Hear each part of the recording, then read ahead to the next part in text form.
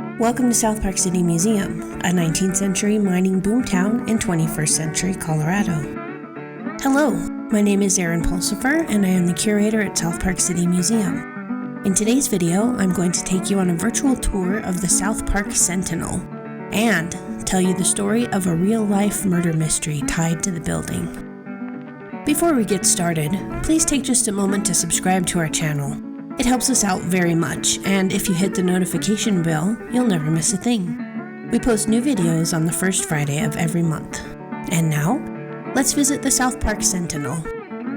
Built in the late 1890s in Lake George, Colorado, the Sentinel building has had many lives. It was originally a saloon, then it was moved and repurposed as a one-room schoolhouse. This was actually a common practice for buildings of this era. It was often easier and more economical to repurpose buildings than it was to start over with new construction. The creators of South Park City followed suit in 1958 when this building was the first building to be moved into South Park City. On Saturday, October 3rd, 1958, the building was hauled 45 miles from Lake George, over Wilkerson Pass, and into South Park City, where it remains today. The South Park Sentinel represents a typical newspaper office of the gold mining era. A one-room printing operation, the Sentinel showcases the machinery and tools used in 19th century newspaper and printing operations. As you walk through the door, you can see a wood-burning stove to your left. It would have been kept burning constantly to keep the ink from freezing during the long South Park winters. To the right of the stove, a tall display case holds a variety of print plates, linotype blanks, and other items used to produce newspapers, handbills, campaign notices, and wedding announcements. The newspaper office would have been the go-to source for all types of printing. A counter cuts across the room, displaying typesetting equipment and a screw press. To the left of the counter sits an old-fashioned desk where our visitors can leave their thoughts in the South Park City guest book. On the other side of the counter, the production line of the South Park Sentinel is arranged in sections. On the left wall, typesetting equipment is set out, ready to work on the next edition. In the back left-hand corner sits a Washington press. This hand press was the invention of American inventor Samuel Rust and first produced in 1821. This type of hand press was manufactured until the late 1900s. It was the last style of hand press made in the United States. A hand press was a method of printing which used typesetting. Letters were arranged one by one in mirror image rows. Then the type was inked and the press did its work, printing pages of text for newspaper, books, and advertisements. Across the room, on the right-hand wall, sits a linotype machine, which signifies a major advance in typesetting. With it, an entire line of type can be cast at one time. The linotype was a hot metal typesetting system. Each line of text was cast in lead for individual use. Then, the lead lines could be melted down and reused. Linotype was one of the main methods to set type for about 80 years after its invention. It was used to produce small text for newspapers, magazines, and posters until the 1980s when it was finally replaced by photo and computer typesetting. The linotype machine in our collection is a Model 1 manufactured in the year 1900. To date, it is the third oldest machine in the linotype registry and one of only 2 Model 1s recorded so far. Other items seen in the display include a large, foot-operated stapler, type fonts, an ink roller, an early mimeograph machine, and a G.P. Gordon press with a patent date of 1861. The bulk of this collection was purchased in 1959 from the defunct Georgetown Courier, which was in operation from 1877 to 1957. The South Park Sentinel was one of the original attractions in South Park City. A 4-page edition of the South Park Sentinel was printed in July of 1959. The original Sentinel exhibit received a makeover in the fall of 1983. Originally a somewhat rambling collection of antique printing equipment, volunteer Claude Dolan, who grew up in his father's print shop, rearranged the equipment and got it in working order. The exhibit today is a testament to the newspapers of the Old West.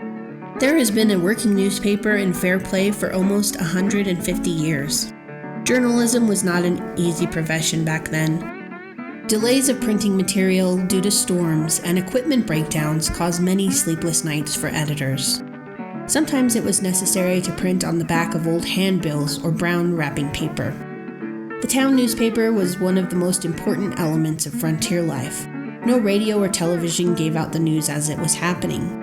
Beside the town newspaper, the only communication with the outside world was talking to travelers that came into town on horseback, stagecoach, or train. The style of news in the Old West didn't differ too much from the news of today. A good story sold newspapers, and a great story, like the mysterious disappearance and possible murder of Lake George resident Sam Shovelson, sold like hotcakes. As I mentioned earlier, the South Park Sentinel building was originally built in Lake George, Colorado, by Sam Shovelson as a saloon.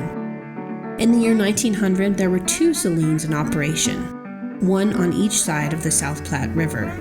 Shovelson's saloon was on the east side of the river, and the saloon on the west side of the river was owned and operated by a Mr. Richards, who went by the nickname Deffy. Legend has it that the 2 saloon owners were in heated competition with each other until one day when Shovelson vanished. A search was carried out with no sign of Shovelson. During the search, however, a strange candle was found in a pile of wood shavings on one of Shovelson's saloon tables.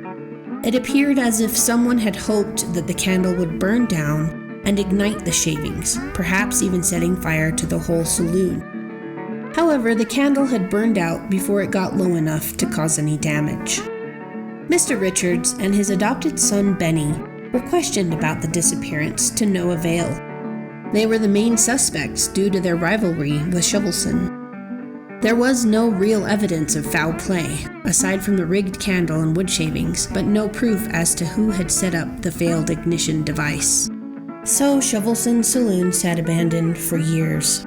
Eventually, Richards and his son passed away, and it seemed that the mystery had died with them. Until Lake George needed a building for a new schoolhouse. The old saloon was a good prospect, and it was decided that the building would be moved into town and renovated to fit the bill.